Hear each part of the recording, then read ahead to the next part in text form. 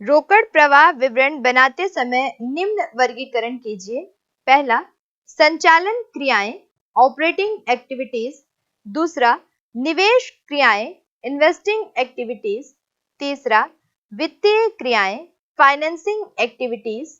चौथा, रोकड़ एवं रोकड़ के समान, cash and cash equivalent while preparing a cash flow statement. पहला, बैंक शेष, बैंक बैलेंस। दूसरा, देनदारों से प्राप्त, कैश रिसीव्ड फ्रॉम डेटर्स। तीसरा, लाभांश चुकाया, डिविडेंड पेड। चौथा, दीर्घकालीन ऋण का पुनः भुगतान, repayment of long term loan. पांचवा, नगद विक्रय, कैश सेल। छठवा, अल्पकालीन जमा बैंक में, short term deposit in bank. सातवां, भवन का क्रय, परचेस ऑफ बिल्डिंग। आठवां, समता अंशों का निर्गमन, इश्यू ऑफ इक्विटी शेयर। नौवां, आयकर चुकाया, इनकम टैक्स पेड। दसवां, ऋण पत्रों का शोधन, रिडम्पशन ऑफ डिबेंचर। 11वां, वेतन चुकाया, सैलरीज पेड। 12वां, गैर चालू विनियोग का विक्रय, sale of non current investment. 13, लाभांश प्राप्त, डिविडेंड रिसीव। 14, ऋण पत्रों पर ब्याज चुकाया, इंटरेस्ट पेड ऑन डिबेंचर। 15, विनियोग पर ब्याज, इंटरेस्ट ऑन इन्वेस्टमेंट। 16, लेनदारों को नगद भुगतान, कैश पेड टू क्रेडिटर्स। इस प्रश्न में हम देख रहे हैं कि जो भी पॉइंट्स यहाँ पर दिए गए हैं उनको हमको 4 भागों में डिस्ट्रीब्यूट कर देना है, उनकी प्रकृति यानी उनके नेचर के आधार पर। एक हमको बताना है ऑपरेटिंग एक्टिविटीज, फिर investment activities, finance activities and cash equivalent. तो यहाँ पे हम सबसे पहले बात करते हैं ऑपरेटिंग एक्टिविटीज, यानी उन क्रियाओं की जो ऑपरेटिंग से रिलेटेड है, व्यापार संचालन से रिलेटेड है। तो इसके अंतर्गत सबसे पहला पॉइंट आएगा देनदारों से प्राप्त, यानी कि कैश रिसीव फ्रॉम डेटर्स। उसके बाद आएगा कैश सेल, क्योंकि ये भी सामान्य व्यापार संचालन से संबंधित क्रिया है। और उसके बाद आएगा इनकम टैक्स पेड, आयकर का भुगतान, ये भी सामान्य व्यापार संचालन की क्रियाएं हैं। नॉर्मली हम देखते हैं कि इनकम टैक्स हमको प्रत्येक व्यापार के लिए देना ही होता है। और इसके बाद हम देख रहे हैं salary paid, 11 point, salary paid, वेतन चुकाया। ये भी एक प्रकार का से सामान्य व्यापार संचालन से संबंधित अप्रत्यक्ष व्यय है, जिसे हम व्यापारिक क्रियाओं के संचालन के लिए देते रहते हैं। और उसके बाद हम देखेंगे 16 पॉइंट, इसमें इंक्लूड होगा लेनदारों को नगद भुगतान। लेनदार या देनदार दोनों ही पक्षकार किसी भी व्यापार के लिए एक सामान्य पक्षकार होते हैं। उधार क्रय विक्रय के द्वारा इनका निर्माण होता है। तो लेनदारों को किया गया नगद भुगतान, यानी कि cash paid to creditor, operating activities या संचालन क्रियाओं के अंतर्गत शामिल किया जाता है। और उसके बाद हम देखते हैं कि निवेश क्रियाएं, यानी कि इन्वेस्टिंग एक्टिविटीज में इनमें से कौन कौन सी क्रियाएं शामिल होंगी। तो सबसे पहले इसमें शामिल होगा 7 पॉइंट, यानी कि भवन का क्रय। स्थायी संपत्तियों में किए गए जो भी व्यय होती है वो उनको हम मान लेते हैं कि वो निवेश से संबंधित है या फिर पूंजीगत व्यय के अंतर्गत आते हैं। इसलिए भवन का जो क्रय है वो निवेश क्रियाओं के अंतर्गत शामिल किया जाएगा। और निवेश क्रियाओं में इसके बाद हम ऐड करेंगे 12 पॉइंट, यानी गैर चालू विनियोग का क्रय, क्योंकि विनियोग इन्वेस्टमेंट निवेश का ही पॉइंट है। तो sale of non current investment, यानी गैर चालू विनियोग का विक्रय भी निवेश क्रियाओं के अंतर्गत ही शामिल किया जाएगा। इसके बाद हम देखते हैं 13 पॉइंट, जो कि निवेश से ही रिलेटेड है। लाभांश, हम किसी प्रकार के अंश पत्र, ऋण पत्र का क्रय विक्रय करते हैं तो उसके अंतर्गत ये प्राप्ति आती है। तो लाभांश की जो प्राप्ति है उसको, डिविडेंड रिसीव को हम निवेश क्रिया यानी कि इन्वेस्टिंग एक्टिविटीज के अंतर्गत शामिल करते हैं। फिर हम 15 पॉइंट देख रहे हैं विनियोग पर ब्याज। ये भी क्योंकि इन्वेस्टमेंट यानी कि निवेश से ही संबंधित है, और तो इसको भी हम निवेश की क्रियाएं यानी कि इन्वेस्टिंग एक्टिविटीज के अंतर्गत ही इंक्लूड करेंगे। थर्ड पॉइंट हमको यहाँ पे लिखना है फाइनेंशियल एक्टिविटी, यानी फाइनेंसिंग एक्टिविटी के अंतर्गत कौन कौन सी क्रियाएं आती हैं। तो वित्तीय क्रियाओं यानी फाइनेंसिंग एक्टिविटीज के अंतर्गत हम सबसे पहले शामिल करेंगे थर्ड पॉइंट, डिविडेंड पेड। अगर हम डिविडेंड पे कर रहे हैं तो ये हमारे लिए फाइनेंशियल एक्सपेंस है, इसको हम इसमें शामिल करेंगे। और उसके बाद दीर्घकालीन ऋणों के बारे में अगर किसी प्रकार की जानकारी दी गई है तो ये भी एक फाइनेंशियल एक्टिविटीज है। Repayment of long term loan को हम इसके अंतर्गत शामिल करेंगे। उसके बाद हम समता अंश पत्रों का निर्गमन, ये भी फाइनेंशियल एक्टिविटी है, इसको हम इसके अंतर्गत शामिल करेंगे, इश्यू ऑफ इक्विटी शेयर। और उसके बाद हम देखते हैं यहाँ पर 10 पॉइंट, ऋण पत्रों का शोधन, redemption of debenture, finance related activity है, इसको हम इसमें इंक्लूड करेंगे। और 14 पॉइंट हम यहाँ पर देख रहे हैं, ऋण पत्रों पर चुकाया गया ब्याज। तो ऋण पत्र और अंशों से संबंधित जितनी भी एक्टिविटीज होंगी वो सभी फाइनेंशियल एक्टिविटी के अंतर्गत आएंगी, और उससे रिलेटेड जो भी टॉपिक्स होंगे वो फाइनेंशियल एक्टिविटीज के अंतर्गत इंक्लूड हो जाएंगे। नेक्स्ट हमको इसमें देखना है रोकड़ और रोकड़ से संबंधित क्रियाएं कौन कौन सी है। तो यहाँ हम सबसे पहले देख रहे हैं first point, bank balance. Bank में जो कैश है वो कैश इक्विवेलेंट हम उसको मान लेते हैं। और 6 पॉइंट जो कि short term deposit in bank. Cash के बाद जो कैश इक्विवेलेंट चीजें होती हैं जिनको हम जितने शीघ्र हो सके हम उसको कैश में चेंज कर सके, तो बैंक में जो जमाएं होती हैं उनको हम बहुत जल्दी से कैश में चेंज कर सकते हैं, इसलिए कैश या कैश इक्विवेलेंट एक्टिविटीज में बैंक में जो डिपॉजिट है वो सारे पॉइंट्स आएंगे। निम्न व्यवहार किस क्रिया से संबंधित है बताइए।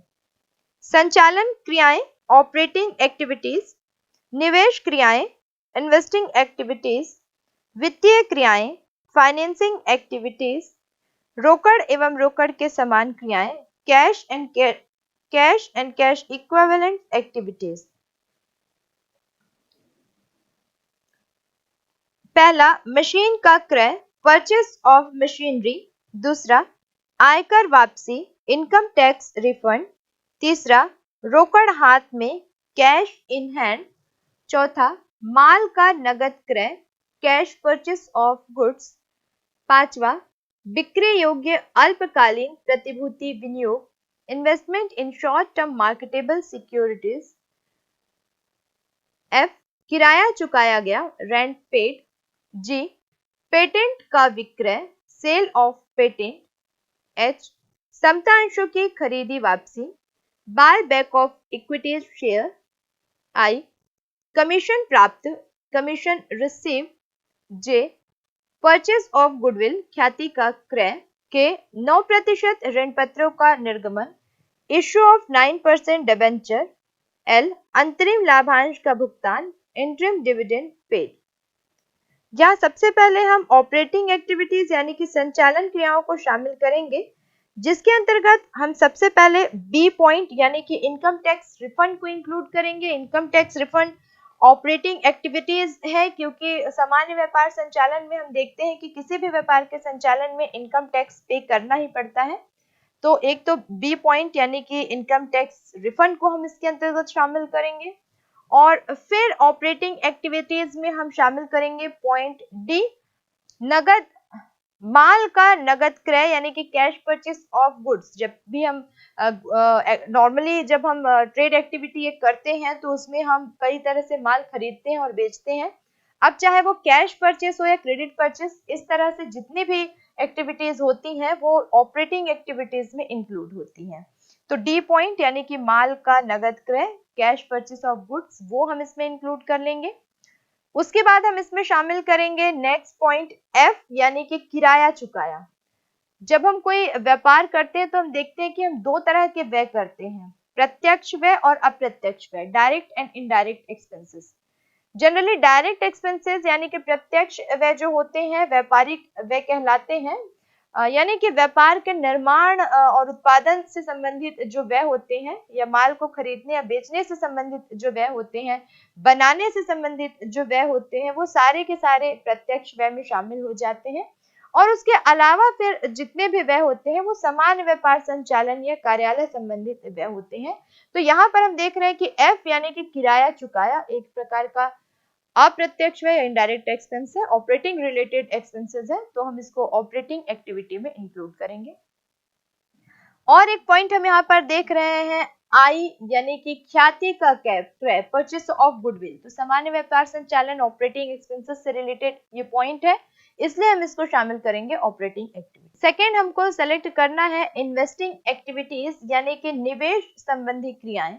तो यहाँ पर हम देख रहे हैं फर्स्ट पॉइंट जिसमें मशीन परचेस की गई है, मशीन को खरीदने से संबंधित जो क्रियाएं होती हैं, चाहे मशीन, फर्नीचर, मकान, दुकान, भवन, ये सब स्थायी संपत्तियां हैं और इसको जब भी हम इसको खरीदते हैं पूंजीगत व्यय के अंतर्गत इनको शामिल करते हैं।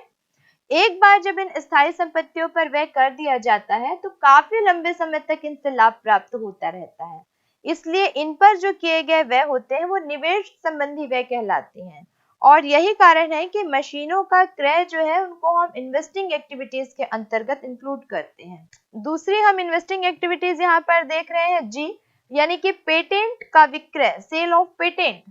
पेटेंट एक अमूर्त संपत्ति है, हमने देखा था गुडविल, पेटेंट, इस तरह की जो संपत्तियां होती हैं अमूर्त संपत्तियां होती हैं और संपत्तियों पर जो भी क्रय विक्रय या फिर उन पर जो भी खर्च किए जाते हैं वो सारे के सारे इन्वेस्टमेंट मान लिए जाते हैं, निवेशित क्रियाएं मान ली जाती हैं। और यही कारण है कि यहाँ पर हम पेटेंट की खरीदी जो पॉइंट है जी पॉइंट, उसको हम इन्वेस्टिंग एक्टिविटीज में यानी कि निवेश क्रिया के अंतर्गत शामिल करेंगे। एक पॉइंट हमको यहाँ पर निवेश क्रिया यानी कि इन्वेस्टिंग एक्टिविटीज में दिखाई दे रहा है जे, यानी कि ख्याति का क्रय। तो हमने देखा कि जिस प्रकार से पेटेंट एक अमूर्त संपत्ति है वैसे ही गुडविल भी एक अमूर्त संपत्ति है, व्यापार की ख्याति है, प्रसिद्धि है, संपत्ति माना जाता है।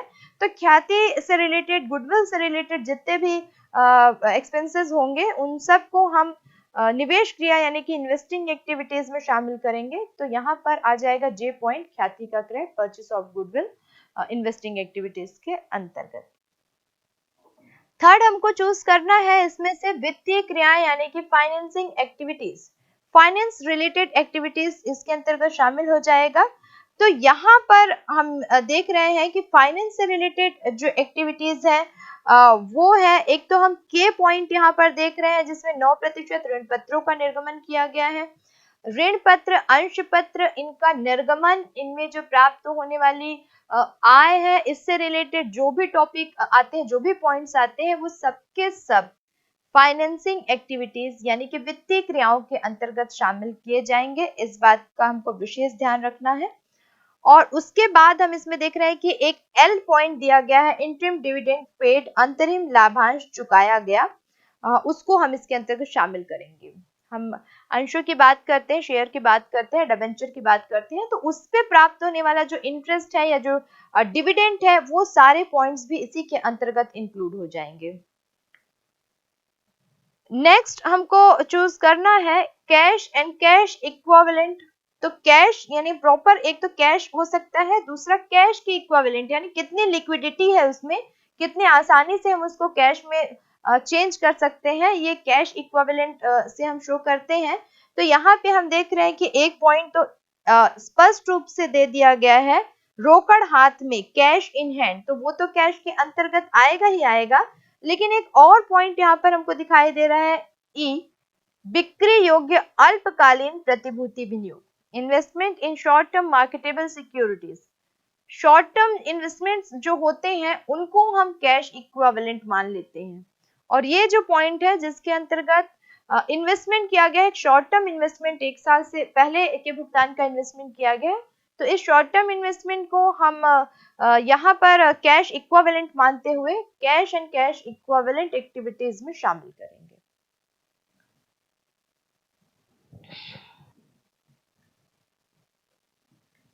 निम्न व्यवहारों को निम्न क्रियाओं में वर्गीकृत कीजिए। पहला संचालन क्रियाएं, दूसरा निवेश क्रिया, तीसरा वित्तीय क्रिया और चौथा रोकड़ एवं रोकड़ समान। Operating activities, investing activities, financing activities and cash equivalent activities. माल की खरीद पर भाड़ा चुकाया, कैरेज पेड ऑन परचेस। दूसरा अंशों का क्रय, परचेस ऑफ शेयर। तीसरा, बैंक अधिविकर्ष पर ब्याज चुकाया, interest on bank overdraft paid. चौथा, प्रदान की गई सेवाओं के बदले नकद प्राप्त, cash receive against service rendered. पांचवा, सेवाओं के बदले किया गया भुगतान, cash paid against service taken. छठवा, भवन का विक्रय, सेल ऑफ बिल्डिंग। सातवां, भवन विक्रय से लाभ आयकर चुकाया, income tax paid on gain on sale of building.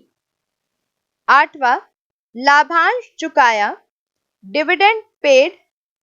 नौवां, लाभांश पर कॉर्पोरेट लाभांश कर चुकाया, payment of corporate dividend tax on dividend paid. 10वां, चालू विनियोग शेष, बैलेंस ऑफ करेंट इन्वेस्टमेंट। 11वां, बिक्री योग्य प्रतिभूतियों का शेष, बैलेंस ऑन मार्केटेबल सिक्योरिटीज।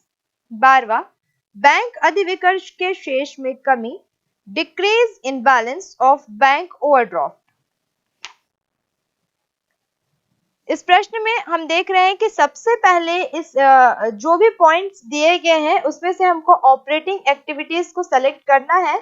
तो यहाँ पर हम देख रहे हैं कि फर्स्ट पॉइंट यानी कि माल की खरीद पर जो भाड़ा चुकाया गया है, carriage paid for goods purchase, ये क्योंकि सामान्य व्यापार संचालन से संबंधित एक क्रिया है, जबकि जब भी हम व्यापार संचालित करते हैं हम बहुत सारी वस्तुओं का क्रय विक्रय करते हैं, कभी उधार क्रय विक्रय करते हैं, कभी नगद क्रय विक्रय करते हैं। तो ओवरऑल हम कह सकते हैं कि वस्तु के क्रय विक्रय से संबंधित सभी क्रियाएं, उन पर किए गए व्यय, लाने ले जाने के व्यय, ये सभी व्यय क्रय में शामिल होते हैं और क्रय या विक्रय संबंधित सभी क्रियाएं ऑपरेटिंग एक्सपेंसेस के अंतर्गत आती हैं। तो ये फर्स्ट पॉइंट, माल की खरीद पर चुकाया गया गाड़ी भाड़ा, carriage paid for goods purchase, इसको हम ऑपरेटिंग एक्टिविटीज में इंक्लूड करेंगे।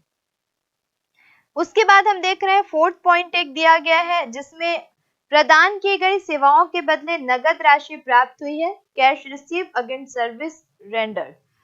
तो क्योंकि जो भी सेवाएं दी जाती है या वस्तुओं का विक्रय किया जाता है उनके बदले में जो भी भुगतान प्राप्त होता है, ये सामान्य व्यापार की एक क्रिया है। या तो हम वस्तु का व्यापार करते हैं या हम सेवाओं का व्यापार करते हैं और हम अपनी वस्तु या सेवाओं के बदले में धनराशि प्राप्त करते हैं। नॉर्मल ऑपरेटिंग एक्सपेंसेस या इनकम के अंतर्गत ही आता है। तो इस फोर्थ पॉइंट को भी हम ऑपरेटिंग एक्टिविटीज में शामिल कर लेंगे।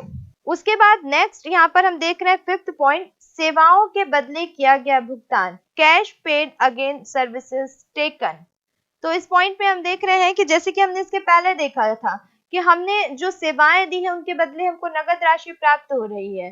तो ये अगर इनकम है, व्यापारिक आय है एक प्रकार की, तो अगर हम सेवाओं के बदले भुगतान करते हैं तो ये भी एक प्रकार का व्यापारिक व्यय है। यानी ओवरऑल हम इससे रिलेटेड जो भी पॉइंट्स है, सेवाओं के भुगतान से रिलेटेड हो या प्राप्ति से रिलेटेड हो, उसको हम ऑपरेटिंग एक्टिविटी में ही शामिल करेंगे। तो first, fourth and fifth point को हम यहाँ पर ऑपरेटिंग एक्टिविटी में शामिल कर लेंगे। उसके बाद हमको देखना है कि इसमें से निवेश क्रियाएं कौन कौन सी है, यानी कि इन्वेस्टिंग एक्टिविटीज कौन सी है। तो सबसे पहले हम यहाँ पर देख रहे हैं सेकंड पॉइंट, अंशों का क्रय, इन्वेस्टिंग एक्टिविटीज यानी रिलेटेड टू शेयर, डिबेंचर।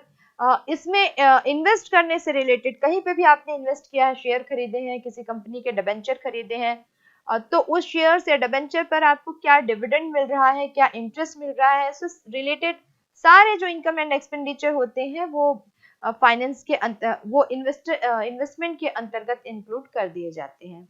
तो यहाँ पर हम जो सेकंड पॉइंट देख रहे हैं, एक तो इसको अंशों का क्रय, परचेस ऑफ शेयर, इसको हम इन्वेस्टिंग एक्टिविटीज में इंक्लूड कर लेंगे। उसके बाद हम यहाँ पर देख रहे हैं एक सिक्स पॉइंट, क्योंकि भवन है, बिल्डिंग है, पूंजीगत एक व्यय है हम कह सकते हैं। इस पर जो व्यय किए जाते हैं स्थायी संपत्तियों पर पूंजीगत व्यय कहलाते हैं और एक एक्सपेक्टेशन रहती है और वास्तविकता भी है कि उससे जो लाभ प्राप्त होते हैं वो काफी लंबे समय तक प्राप्त होते रहते हैं। और तो यही कारण है कि भवन का जो विक्रय है उससे जो आय प्राप्त होती है उसको हम इन्वेस्टिंग एक्टिविटीज में इंक्लूड कर लेंगे। और नेक्स्ट पॉइंट यहाँ पे हम देख रहे हैं 7 पॉइंट, भवन विक्रय से लाभ आयकर चुकाया। जब भी हम किसी फिक्स एसेट्स को सेल करते हैं, कैपिटल एसेट्स को जब हम सेल करते हैं तो उस पे अगर हमको कुछ प्रॉफिट होता है तो उस पे भी हमको टैक्स पे करना होता है। तो क्योंकि भवन का विक्रय हमने पूंजीगत एक प्रक्रिया के आधार पर इसको हमने इन्वेस्टिंग एक्टिविटी में इंक्लूड कर लिया है, तो इसके विक्रय के लाभ पर जो हम आय कर चुकाएंगे, अब जाहिर सी बात है कि वो भी इन्वेस्टिंग एक्टिविटीज में ही इंक्लूड हो जाएगा।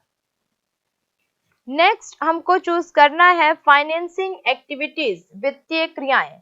तो फाइनेंसिंग एक्टिविटीज में हम देख रहे हैं कि सबसे पहले तो यहाँ पे हमको फाइनेंस रिलेटेड पॉइंट दिखाई दे रहा है। थर्ड पॉइंट यानी बैंक अधिविकर्ष पर जो ब्याज चुकाया गया, बैंक में पैसा जमा, बैंक से निकाला, कहीं से ऋण लिया, ये सारी जो क्रियाएं होती है, शेयर डिबेंचर रिलेटेड जो क्रियाएं होती हैं, बहुत सी क्रियाएं इनमें से फाइनेंसिंग एक्टिविटीज में इंक्लूड की जाती हैं। तो एक तो हमने देखा कि बैंक अधिविकर्ष पर ब्याज चुकाया, interest paid on bank overdraft, उसको हम इसके अंतर्गत इंक्लूड करेंगे। दूसरा हम यहाँ पर देख रहे हैं लाभांश चुकाया, तो अंशों से संबंधित ये व्यय है, अंशों पर ये चुकाया गया, ऋण पत्रों पर चुकाया गया, तो लाभांश को भी हम फाइनेंसिंग एक्टिविटी के अंतर्गत इंक्लूड कर लेंगे। और उसके जस्ट बाद जो हमको दिखाई दे रहा है, लाभांश पर कॉर्पोरेट लाभांश कर चुकाया गया। डिविडेंड पे भी कई बार हमको टैक्स देना पड़ता है अगर वो कॉर्पोरेट डिविडेंड है तो, और क्योंकि ये इन्वेस्टिंग एक्टिविटीज है तो डिविडेंड पे जो है वो इन्वेस्टिंग एक्टिविटीज है, तो उससे रिलेटेड भी जितने एक्सपेंसेस होते हैं वो भी फाइनेंसिंग एक्टिविटीज में शामिल हो जाते हैं। तो यहाँ पर हम 9th पॉइंट यानी लाभांश पर कॉर्पोरेट लाभांश चुकाया, payment of corporate dividend tax on dividend paid, इसे भी हम फाइनेंसिंग एक्टिविटी के अंतर्गत ही इंक्लूड कर लेंगे। बैंक रिलेटेड एक पॉइंट यहाँ पर हमको और दिखाई दे रहा है, बैंक अधिविकर्ष के शेष में कमी। तो बैंक ओवरड्राफ्ट का बैलेंस जो है वो कम हो गया है, चाहे कमी होता है या वृद्धि होती है, लेकिन ये रिलेटेड टू फाइनेंस ही है, तो इसको बैंक रिलेटेड इस पॉइंट को भी हम फाइनेंसिंग एक्टिविटी के अंतर्गत इंक्लूड करेंगे। अब हमको चूज करना है cash and cash equivalent activities. तो सबसे पहले यहाँ पर हम देख रहे हैं कि 10th पॉइंट जो है चालू विनियोग का शेष, क्योंकि शॉर्ट टर्म है, ये चालू विनियोग है, तो उसको हम इसके अंतर्गत शामिल कर लेंगे। और उसके बाद एक पॉइंट हमको यहाँ पर जस्ट बाद दिखाई दे रहा है, बिक्री योग प्रतिभूतियों का शेष, बैलेंस ऑफ मार्केटेबल सिक्योरिटीज, बिक्री योग्य है यानी कि कभी भी उनको बेच के कैश इक्विवेलेंट कैश हम ले सकते हैं, बहुत ही लिक्विड एसेट्स है ये, हम मान सकते हैं उसको, कैश में हम बहुत जल्दी उसको चेंज कर सकते हैं, तो बैलेंस ऑफ मार्केटेबल सिक्योरिटीज को भी हम इसके अंतर्गत ही शामिल करेंगे। संचालन, निवेश एवं वित्तीय क्रियाओं के लिए निम्न व्यवहारों को वर्गीकृत कीजिए। पहला, वित्तीय उद्यम, फाइनेंशियल एंटरप्राइजेस। दूसरा, गैर वित्तीय उद्यम, नॉन फाइनेंशियल इंटरप्राइजेस। पहला, ऋण पत्रों पर ब्याज का भुगतान, इंटरेस्ट पेड ऑन डिबेंचर। दूसरा, विनियोगों पर प्राप्त ब्याज, इंटरेस्ट रिसीव ऑन इन्वेस्टमेंट। तीसरा, प्रतिभूतियों का क्रय, परचेस ऑफ सिक्योरिटीज। चौथा, ऋण एवं अग्रिम, लोन एंड एडवांसेस मेड। पांचवा, अंशों पर प्राप्त लाभांश, डिविडेंड रिसीव ऑन शेयर। छठवां, विनियोगों का विक्रय, सेल ऑफ इन्वेस्टमेंट। सातवां, प्रतिभूति क्रय करने पर कमीशन चुकाया, commission paid on purchase of securities. आठवां, ऋण पर अग्रिम प्राप्ति, receipts of loan and advances made. नौवां, लाभांश चुकाया, डिविडेंड पेड। 10वां, प्रतिभूतियों का विक्रय, सेल ऑफ सिक्योरिटीज।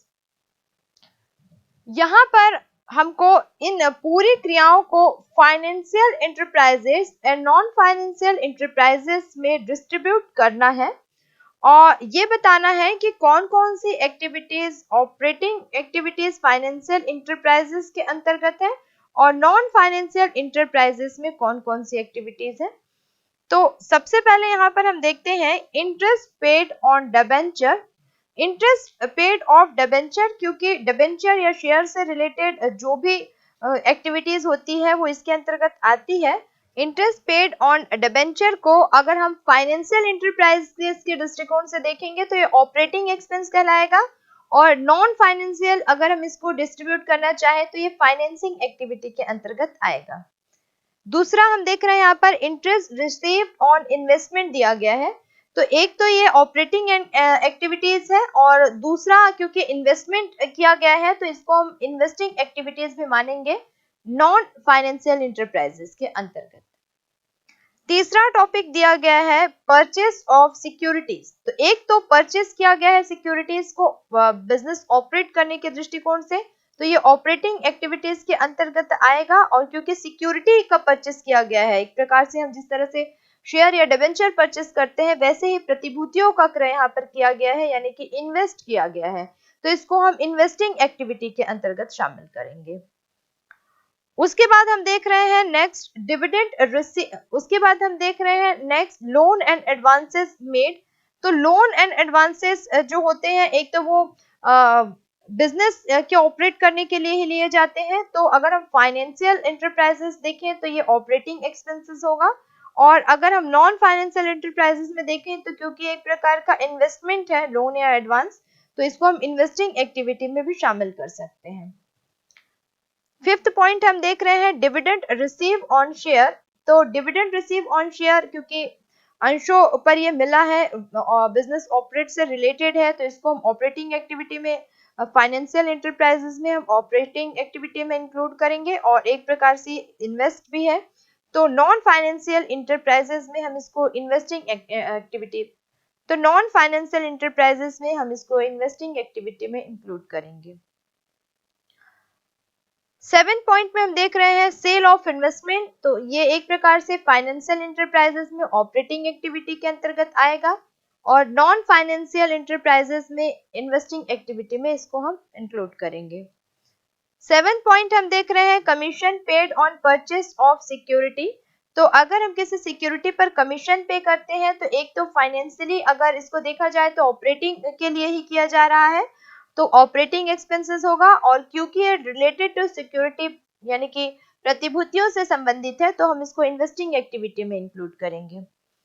उसके बाद हम यहाँ पे देख रहे हैं 8 point receipt of loan and advances made. तो ये हमारे लिए ऑपरेटिंग एक्टिविटी भी हो जाएगा, और साथ में इन्वेस्ट हम कर रहे हैं लोन एंड एडवांसेस से रिलेटेड है, तो इसको हम इन्वेस्टिंग एक्टिविटी में भी इंक्लूड कर सकते हैं।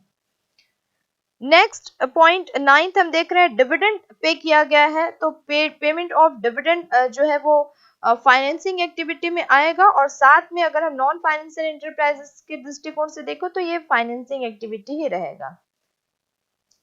10th पॉइंट हम देखते हैं सेल ऑफ सिक्योरिटीज। तो सेल ऑफ सिक्योरिटीज को हम देखते हैं कि एक तो वो ऑपरेट से रिलेटेड है, ऑपरेटिंग एक्टिविटी में आएगा, और सिक्योरिटी की हम बात यहाँ पर कर रहे हैं तो ये इन्वेस्टिंग एक्टिविटी में भी इंक्लूड होगा।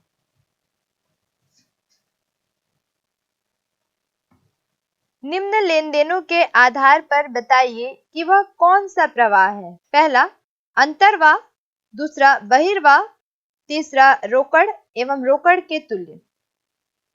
पहला, मशीनरी को 2 लाख रुपए में नगद बेचा। Machinery sold for 2 lakh rupees in cash.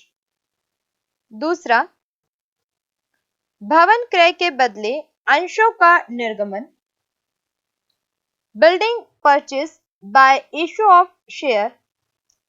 सी, लेनदारों को 20,000 रुपए नगद चुकाए। Cash paid to creditors 20,000। D, bank में जमा किए 70,000। Cash deposited into bank 70,000। E, furniture जिसकी लागत 12,000 रुपए थी उसे 11,000 रुपए में बेच दिया। E, furniture costing ₹12,000 sold for 11,000। F, bonus अंशों का निर्गमन। Issue of bonus share.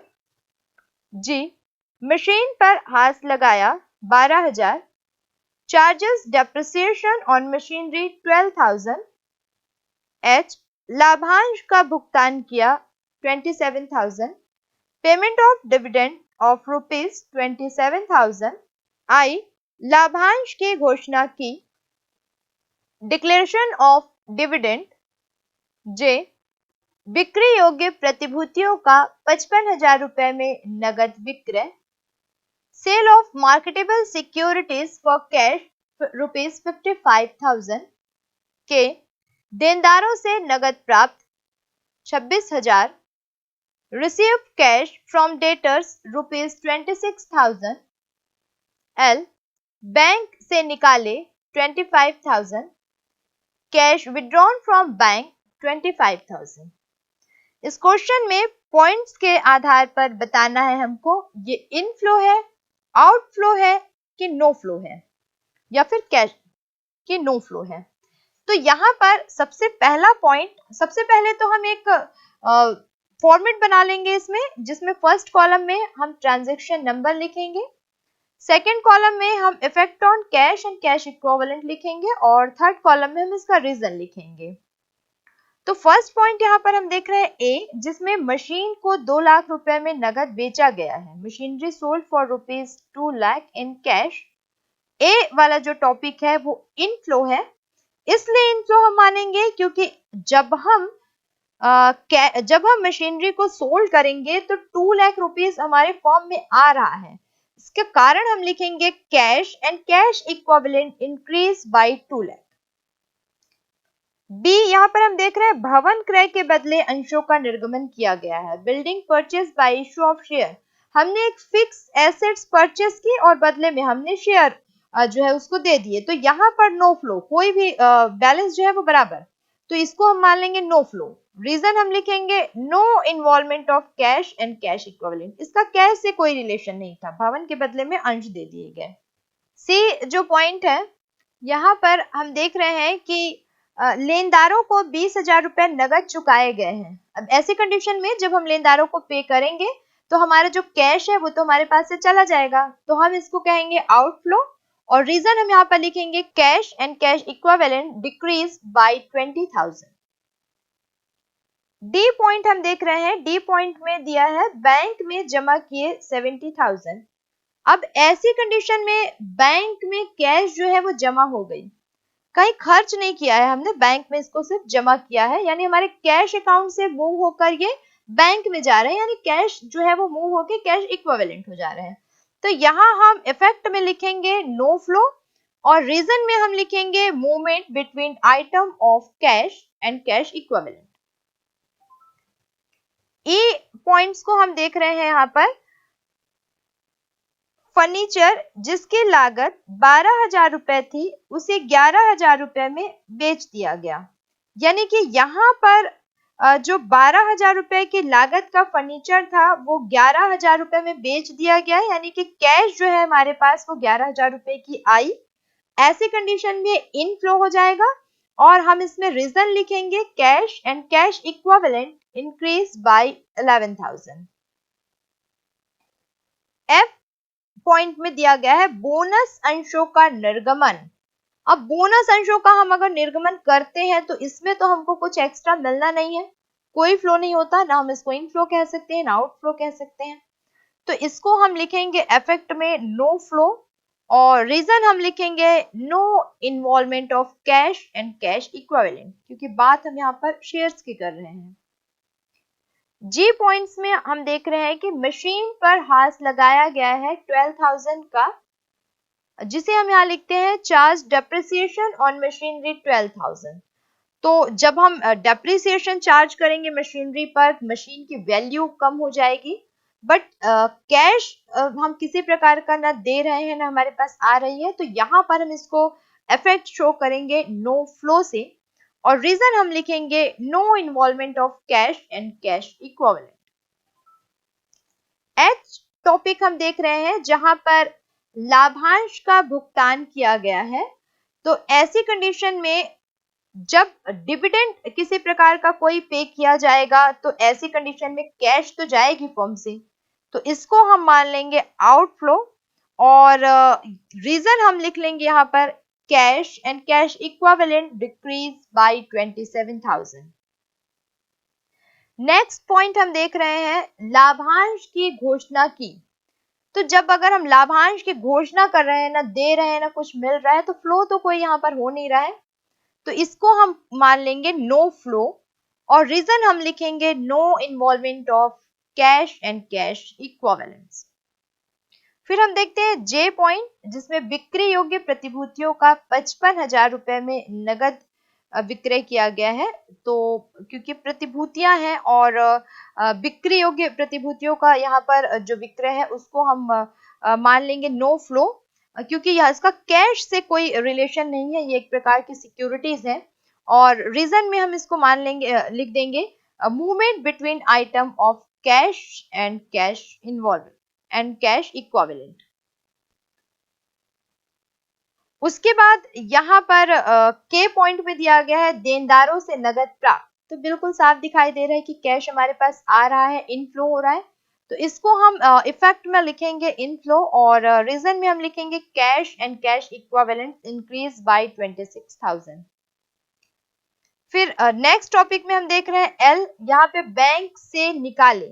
तो एक्स्ट्रा हमको कहीं से मिल नहीं रहा है, सिर्फ अमाउंट जो है वो कैश इक्विवेलेंट से कैश में मूव हो जा रही है, एक्स्ट्रा अमाउंट कहीं से नहीं मिल रही, तो हम इसको नो फ्लो मान लेंगे, और रीजन हम लिखेंगे movement between item of cash and cash flow equivalent.